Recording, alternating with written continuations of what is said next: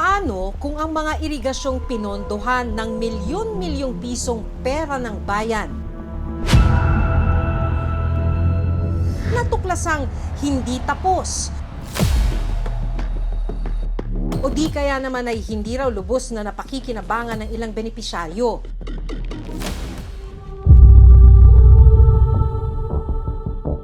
At ang mas masaklap, ang isang irrigation project nakita na raw agad ng sira kahit wala pang isang taon.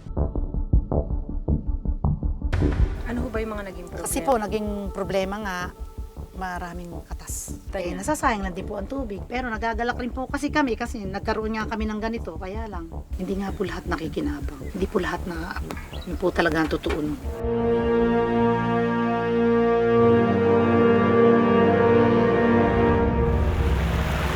Sa Tarlac, matatagpuan ang isa sa pinakamalaking irrigation project ng National Irrigation Administration o NIA. Ang Balog-Balog Multipurpose Project Phase 2 na ginastosan ng halos 6 billion pesos mula taong 2015 hanggang 2020.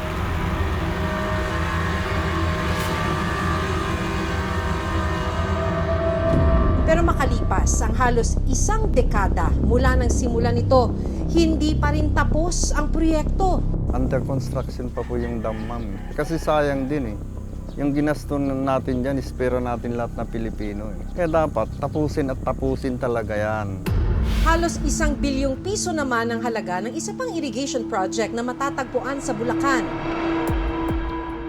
Ang Bulos Small Reservoir Irrigation Project na ipinatupad noong taong 2014 at idineklarang tapos noong 2022. Pero nang puntahan ng Reporter's Notebook ang proyekto, natuklasan naming hindi na pakikinabangan ang ilang bahagi nito. Kung titignan nyo nga ngayon, parang natabunan na ng mga lupa, pati nitong mga damo, natakpan na yung irrigation canal. Puro lupa na, so hindi natin alam kung magkatubig, kung madadaanan pa ito ng tubig. Paano humantong sa ganitong sitwasyon ng mga proyektong pinondohan ng pera ng bayan?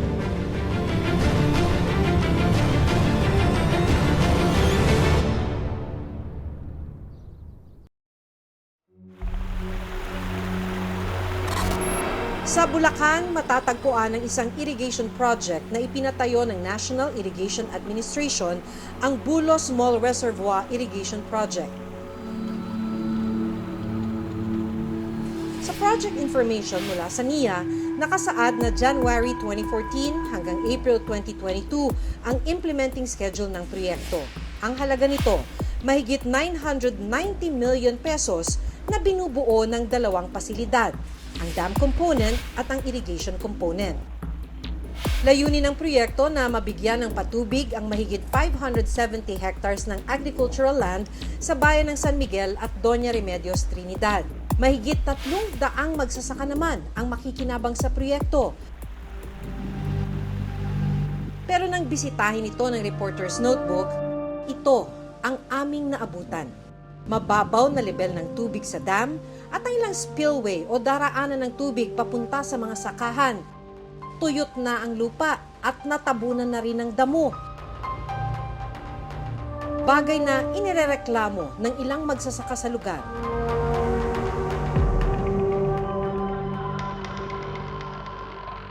Yung nakikita ninyong parang tulay na yan, yung infrastruktura na yan, yan yung dapat dadaluyan ng tubig mula sa dam na ito hanggang sa mga sakahan. So para siyang delivery route hanggang sa mga sakahan. Pero ang problema, hindi naman daw naabot ng patubig ang ilang sakahan na benepisyaryo ng proyekto. So ito yon, bahagi ito ng irrigation canal. Mula dun sa dam, dito dapat dadaloy yung tubig hanggang sa mga sakahan.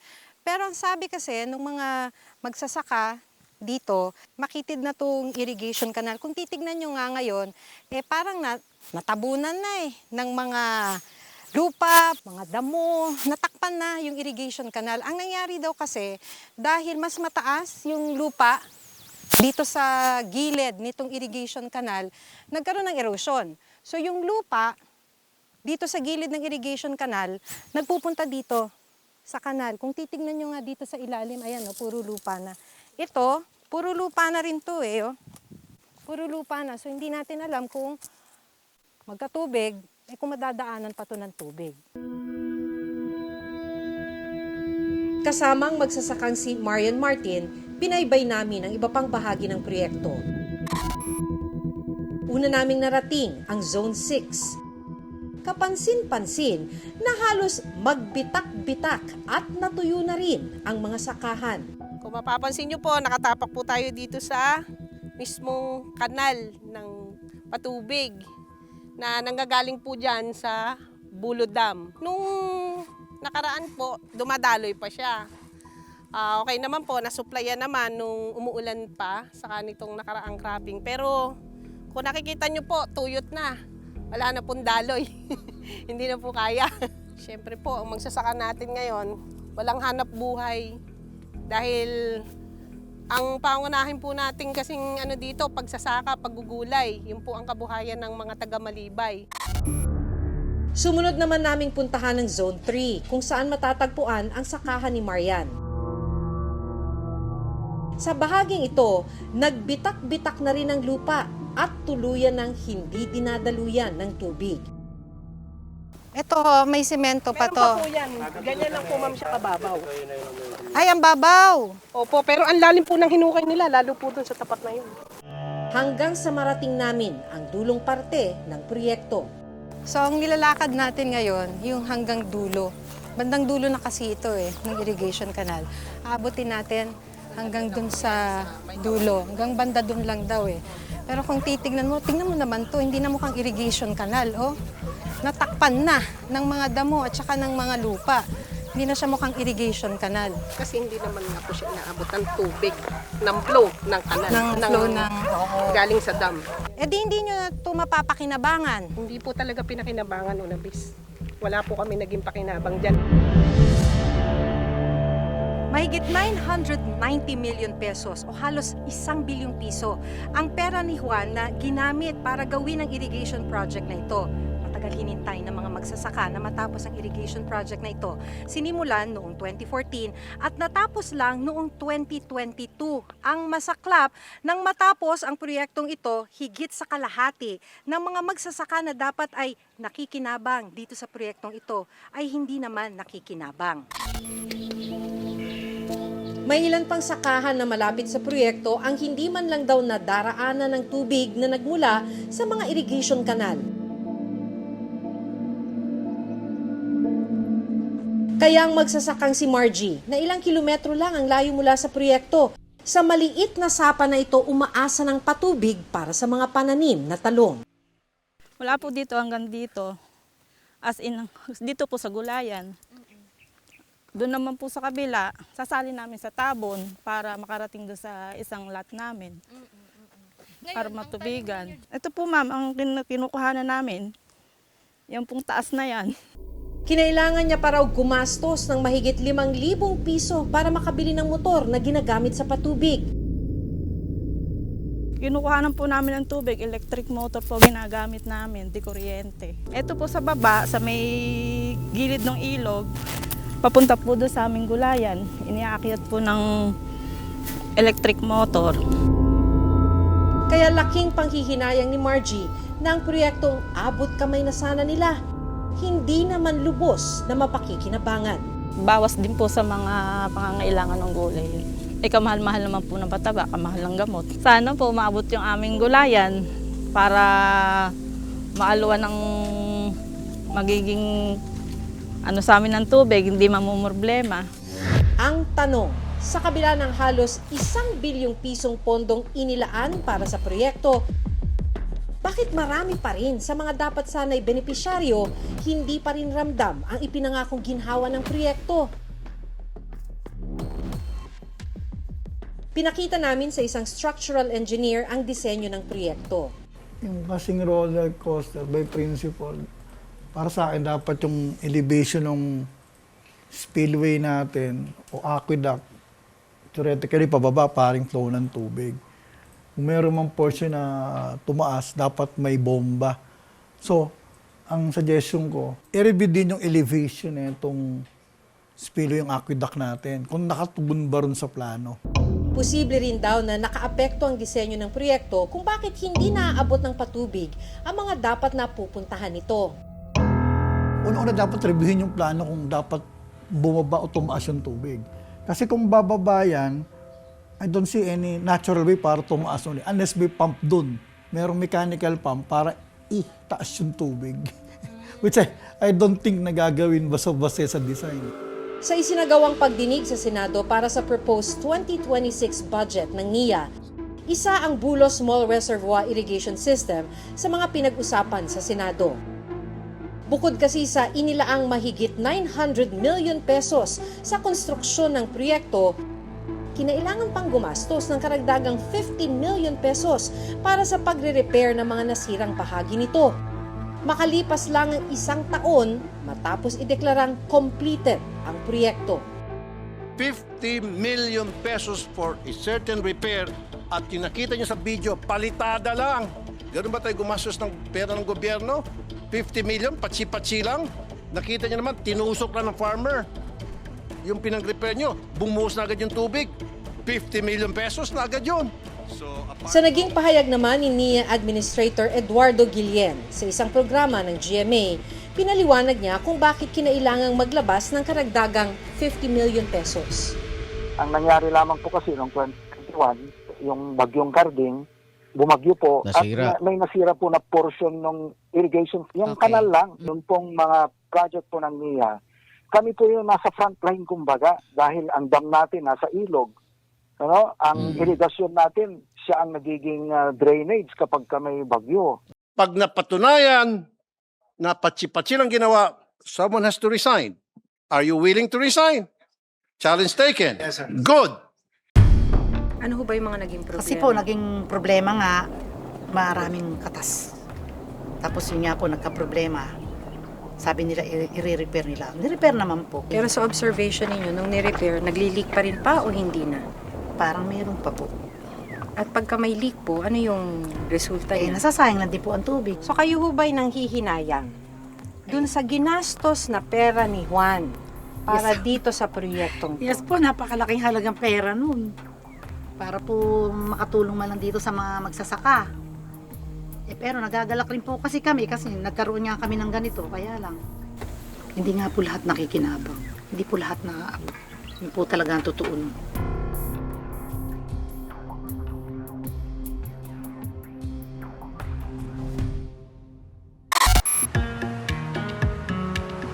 Sa San Jose, Tarlac, matatagpuan naman ang isa sa mga itinuturing na big-ticket agriculture infrastructure project ng NIA, ang Balog-Balog Multipurpose Project o BBMP. Sa dokumentong ipinadala ng NIA, nakasaad na sa unang phase ng project, isinagawa ang rehabilitation at improvement ng mga existing irrigation system. Sinimula nito sa ilalim ng Irrigation Development Plan ng NIA noong 1977, panahon pa ni former President Ferdinand Marcos Sr. 2.7 billion pesos ang inilaang pondo para dito na nagmula pa sa Italian loan. Layunin nitong magbigay ng patubig sa mahigit 12,000 hectares ng sakahan sa iba't ibang bayan ng Tarlac. Pero taong 1991, nahinto ang konstruksyon matapos ang pagputok ng Mount Pinatubo na naging dahilan din ng pagkansela ng pondo. Hanggang noong 2015, binuhay ang proyekto at sinimulan ang pangalawang phase nito. Sa Phase 2, planong ipatayo ang Balog-Balog High Dam na kaya raw mag-imbak ng 625 million cubic meters o katumbas ng 625 bilyong litro ng tubig. Kasama rin sa phase na ito ang konstruksyon ng mga irrigation facilities. Kapag natapos ang proyekto, inaasahang makapagbibigay ito ng tuloy-tuloy na patubig sa mahigit 34,000 hectares ng agricultural land. Bukod sa irigasyon, inaasahan ding makatutulong ang proyekto sa flood control, hydropower generation at turismo sa Tarlac. Ayon sa NIA, unang tinarget matapos ang Phase 2 ng proyekto noong 2018. 18.8 billion pesos ang kabuuang pondong inilaan para sa proyekto. Ayon din sa NIA, 5.9 billion pesos na ang nagastos mula taong 2015 hanggang 2020 para sa pagpapagawa ng irrigation canals, right-of-way acquisition, relocation programs, at iba pang istruktura na may kinalaman sa proyekto. Pero ang problema, hanggang ngayon, hindi pa rin ito tapos. Pinuntahan ng Reporter's Notebook ang lokasyon ng proyekto. Sa paligid ng project site, kapansin-pansin ang mga nakaparadang truck na ginagamit sa konstruksyon. Isa ang barangay secretary na si Andres sa mga napaalis sa dati nilang tirahan dahil doon daw itatayo ang reservoir. Actually po, yung community po namin dun sa Old Barangay po, gagamitin nilang contractors cam at saka reservoir area po ng Balog-Balog Dam. So natamaan po yung community po namin, kaya rinisettle po nila kami dito sa ibang area. Sinamahan kami ni Andres para masilip ang loob ng proyekto. So itong lugar na ito po yung tatambakan na gagawin Balog-Balog Dam na ang taas is elevation 245. Dati ang itsura ng lugar na ito, ma'am, mga taniman, sakahan po, taniman ng mga gulay, mga fruit bearing. Kwento pa ni Andres, kapag natapos ang proyekto, magiging malaking tulong daw ito sa kanilang komunidad. Bukod kasi sa pagpapatubig, magbubukas din ito ng bagong oportunidad sa kanilang kabuhayan. Yung pinaka-reservoir niya, doon magpapatay po ng fish cage at magkakaroon ng parang asosasyon. Dapat matapos ito, ma'am. Kasi sayang din eh. Yung ginaston natin dyan, ispera natin lahat na Pilipino eh. Nahihinayang si Andres dahil hanggang ngayon, hindi pa rin ito tapos. Sana itong huli, makita natin na matapos at mapakinabangan po ng Pilipinong magsasaka itong Balog-Balog Dam na ito. Kasi inaasahan po nila ito kasi kulang na kulang nga po tayo sa patubig. So pagka kulang tayo sa patubig, kulang tayo sa ani. Nakapanayam ng Reporter's Notebook ang NIA Dam Aspect Section Chief ng Balog-Balog Multipurpose Project Administration. Ito po yung ating tatambakan, itong mismong dam.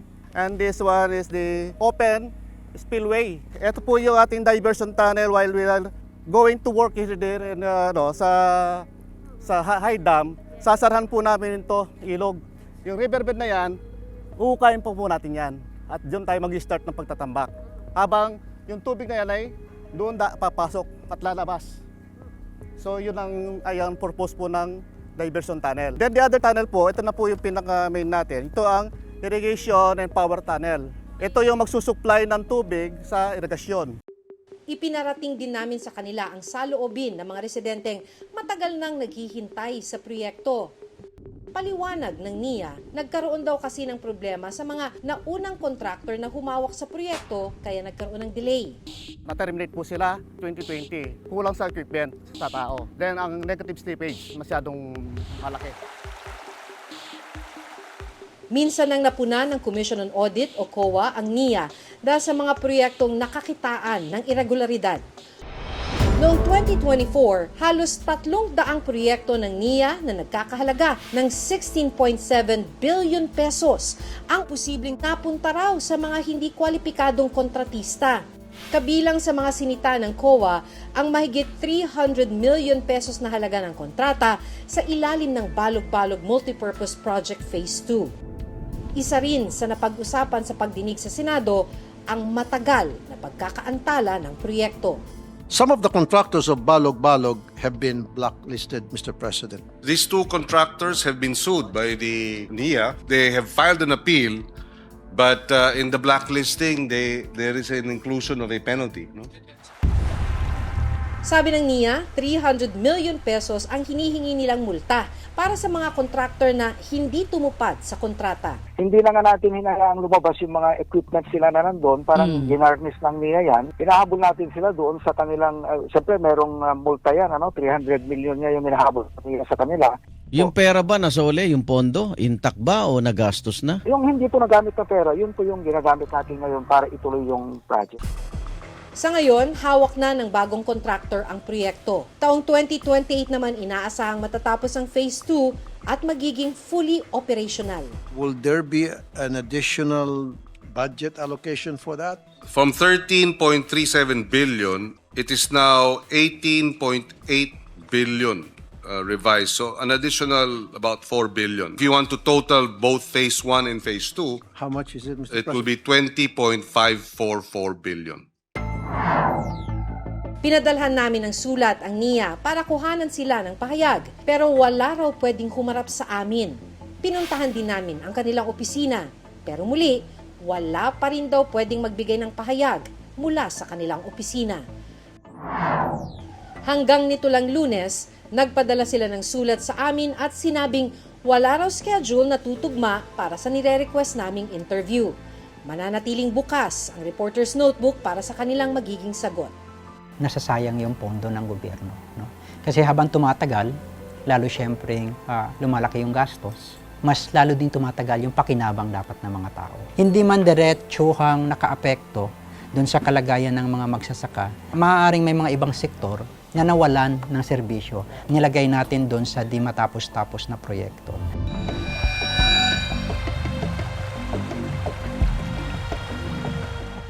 Sa kabila ng milyon-milyong pisong pondo ng bayan na ginastos, para sa mga proyektong dapat sana ay lubos na napakikinabangan ng mga magsasaka.